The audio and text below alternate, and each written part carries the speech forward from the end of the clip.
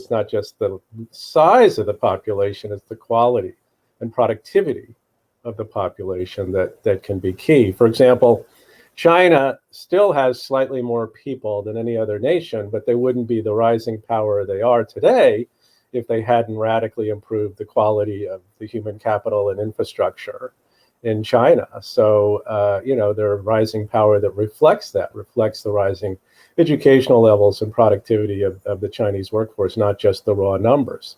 And you can compare that to India, which is also a rising power, but not on the level of China. And their populations are roughly the same at this point. China's just a little bit ahead. And then, of course, you can look at this country, the United States, which has, not nearly the population, obviously, of China and India, but is nevertheless still the most powerful and economically strong nation in the world.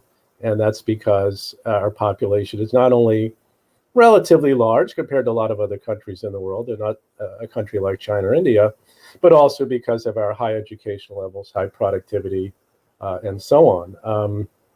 And I think those two ingredients are always important to keep in mind as things that should be considered in close proximity to each other.